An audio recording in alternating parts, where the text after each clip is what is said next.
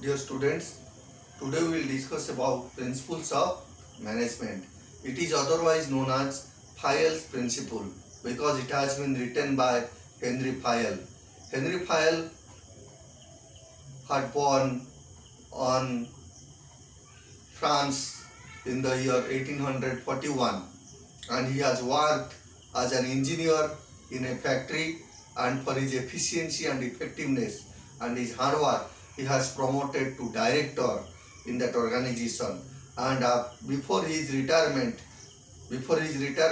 year, he has written a book that is General and Industrial Management, in which he has written his experience, or he has written out of his experience, he has written 14 principles of management in that book, and that book is General and Industrial Management. And in these 14 principles he has described that it is those factors, or it is those underlying factors that contributes for the success of management. It means, if you ask me that what is principles of management, I will tell that principles of management are those factors which contributes for the success of the management. It means, if we will be abided by those factors, or will be guided by those factors, or will abide those rules and regulations, then we will be successful in the management field. Now we will discuss the Fayol's principles of management. At first I will tell 14 principles to you, then I will describe it one by one. The first principle is division of work. Second is discipline. Third is unit of command. Fourth is unit of direction. Fifth is subordination of individual interest to general interest. Sixth is remuneration. Seventh is centralization. Eighth is scalar chain. And then order, equity, stability in the tenure of personnel, initiative, and esprit de corps. These are the 14 principles of management. At first I will describe division of work. What is division of work? Division of work means, Fayol says that in the organization, if the work is divided into smaller units, then it is easy for the employee to do that work. You also recognize that in your daily life, if a unit of work is given to you, and if you try to accomplish that work in total, then you may face difficulty. But if you will divide that work into smaller parts, then it will be easy for you to accomplish that work. So it is the first principles of management of Henry Fayol is division of work. It means the work of the organization will be divided among the employees so that it will be accomplished easily. Then the second principle is balancing authority and responsibility. So we will first understand what is authority and what is responsibility. What is authority? Authority means power. Authority means power to perform the work. So what is authority and responsibility? Authority and responsibility means whoever has given authority, whoever has given some amount of work to do, which is known as responsibility. So a same amount of authority should have been given to him, because without authority that person cannot fulfill his work.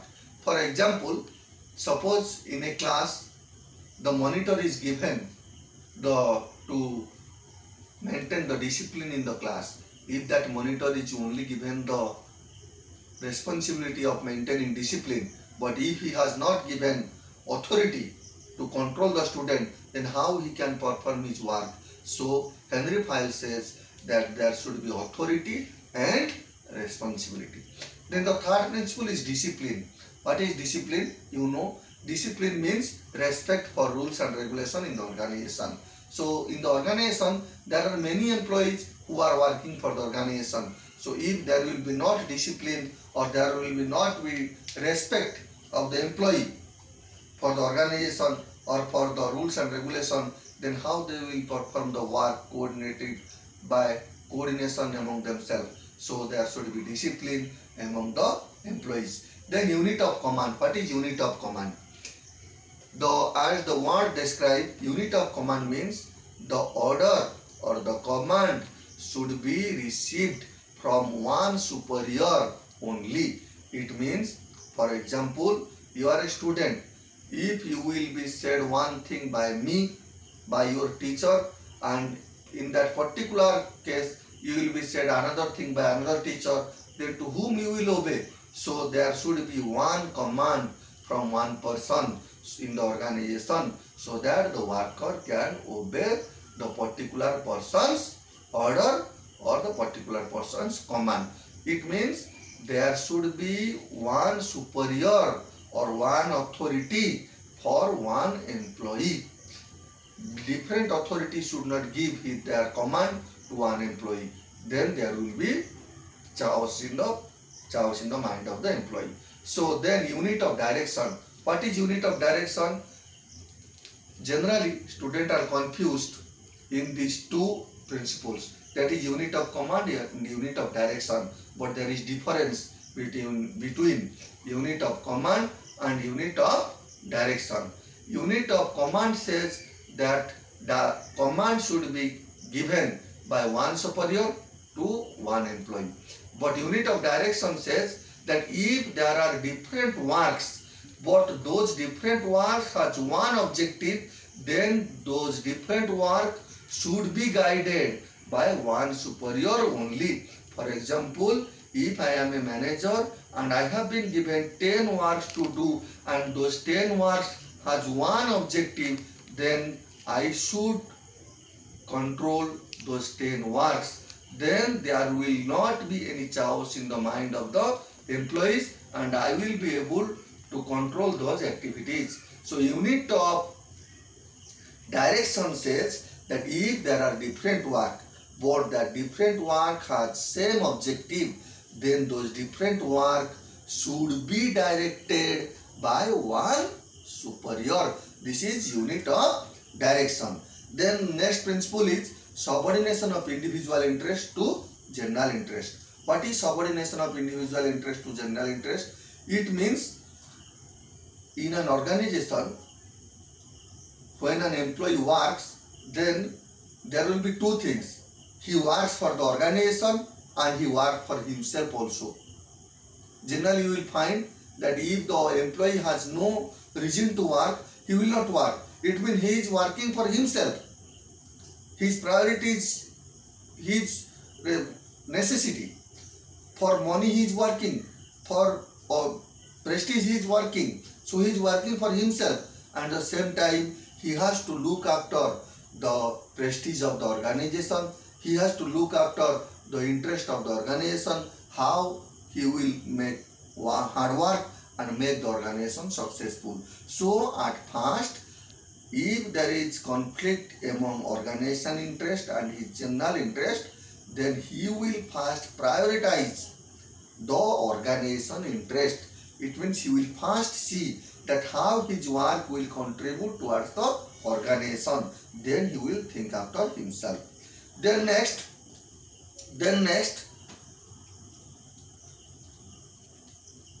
remuneration, or which is known as fair remuneration. What is fair remuneration? Fair remuneration means in an organization, the employees are working for the salary. So the organization should take care for the employee's salary also. It means they should pay the sufficient amount. Sufficient means not greater. Sufficient means equal work for equal pay for equal work. That is known as fair remuneration. Then next is centralization. What is centralization? Centralization means keeping the power in some hands.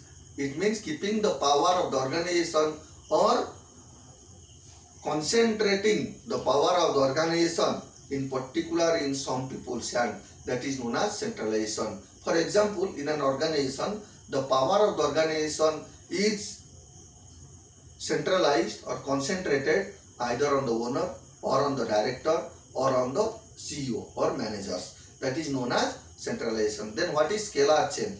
Scalar chain or line of authority means authority should flow from top to bottom. It means in an organization, authority means power. So in an organization, most powerful is the owner of the organization. Then the next powerful is the CEO. Next powerful is the chief manager. Next powerful is the departmental managers. Then assistant managers. Then supervisors. Then employees. This is the flow of power from owner to employees. This flow or this flow chart is known as scalar chain or line of authority. It means how authority is flowing from top to bottom. Then next is order. Next principle is order. Order means in an organization there should be particular arrangement for everyone or everything. It means both man, material and machine should be kept in their proper place. You will ask me, material and machine can be placed in their proper place. How man can be placed in their proper place? Man can be placed in their proper place means right man in right place. It means an employee who is efficient in a particular field, he should be given that particular field of work only. He should not be given another work to do. This is known as order. Then what is equity?